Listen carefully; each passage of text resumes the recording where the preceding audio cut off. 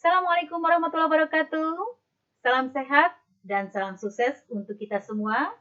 Baik anak-anakku, dalam kegiatan pembelajaran hari ini yang akan kita bahas adalah tentang manusia hidup dalam perubahan dan berkelanjutan. Tentunya di dalam kegiatan pembelajaran hari ini ada kompetensi dasar yang akan dicapai, yaitu lebih tepatnya pada 3.2. Apa itu? Menganalisis manusia hidup dalam perubahan dan berkelanjutan. Kemudian pada 4.2-nya, kalian bisa menyajikan hasil telaah dalam bentuk tertulis tentang keterkaitan kehidupan manusia dalam perubahan dan berkelanjutan. Tentunya di dalam kegiatan pembelajaran, kita memiliki tujuan pembelajaran. Yang pertama, kalian bisa menjelaskan pengertian perubahan dan berkelanjutan dalam sejarah. Yang kedua, kalian bisa mengidentifikasi faktor-faktor perubahan dan berkelanjutan dalam sejarah. Yang ketiga, kalian bisa menganalisis perubahan dan berkelanjutan dalam sejarah. Yang keempat, kalian bisa memberikan contoh konsep perubahan dan berkelanjutan dalam sejarah. Dan yang kelima, kalian bisa menyajikan secara tertulis kesimpulan tentang konsep perubahan dan berkelanjutan dalam sejarah. Baik anak-anakku, mari kita bersama-sama bahas tentang dua konsep, yaitu perubahan dan berkelanjutan. Mari kita bahas pada konsep yang pertama tentang perubahan. Kalau dilihat dari layar kalian, ya, di situ tertulis definisi perubahan dalam sejarah. Perubahan artinya segala aspek kehidupan yang terus bergerak seiring perjalanan dan selama itu pula terjadi perubahan-perubahan. Menurut Heraklitus, mengenalkan istilah pantare yang artinya tidak ada yang tidak berubah. Semuanya mengalir. Masyarakat sewaktu-waktu bergerak dan berubah. Perkembangan kehidupan sejak adanya manusia sampai sekarang, mulai dari taraf kehidupan sederhana sampai taraf kehidupan yang kompleks, ada yang berlangsung dengan lambat atau dikenal dengan evolusi, dan yang berlangsung cepat atau dikenal dengan revolusi. Tentunya setiap perubahan pasti ada faktor-faktor penyebab sehingga munculnya perubahan itu sendiri. Dapat dilihat yang pertama adalah faktor internal atau faktor dari dalam. Apa saja? Di antaranya adalah perubahan penduduk, penemuan-penemuan baru dan konflik dalam masyarakat. Yang kedua adalah faktor eksternal atau dikenal dengan faktor dari luar. Apa saja di antaranya? Faktor alam, peperangan, pengaruh kebudayaan masyarakat lain, lingkungan fisik, dan sebagainya. Cepat atau lambat, semua manusia atau masyarakat akan mengalami perubahan.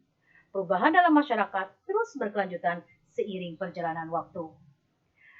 Baik anak-anakku, kalau tadi kita berbicara tentang definisi perubahan, maka kita lanjutkan pada definisi berkelanjutan dalam perubahan sejarah.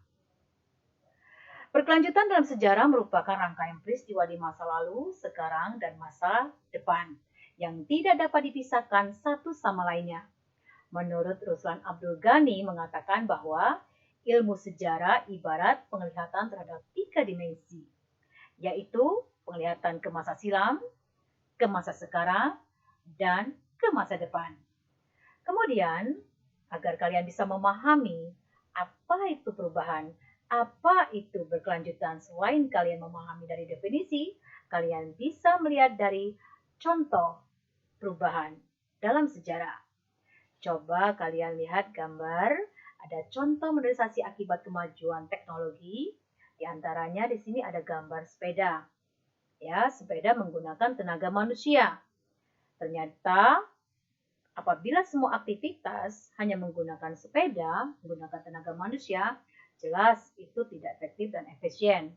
Maka setelah munculnya perkembangan modernisasi akibat dari kemajuan teknologi, setelah ditemukannya mesin, mulailah diproduksi mobil. Dan kita ketahui bahwa mobil merupakan alat transportasi dengan menggunakan mesin. Dengan harapan setelah digunakannya mesin melalui alat transportasi mobil, kegiatan aktivitas manusia semakin efisien. Kemudian di sini ada gambar mesin tik. Kalau dulu kita masih menggunakan tenaga manusia, artinya kita menggunakan tenaga manusia lebih banyak.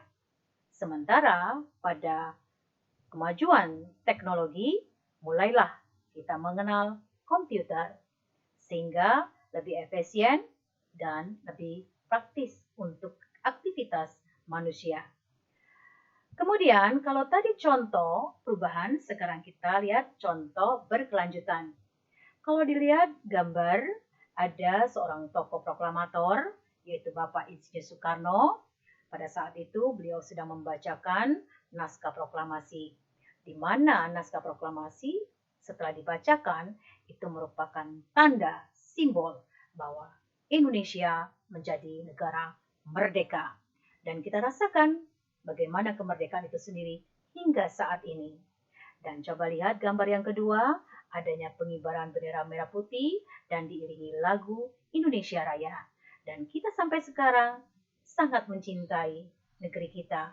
Bahkan kita laksanakan kegiatan upacara bendera, itu salah satu bentuk nasionalisme kita, yaitu kita tetap mengibarkan bendera merah putih dan menyanyikan lagu kebangsaan Indonesia Raya, terutama dalam kegiatan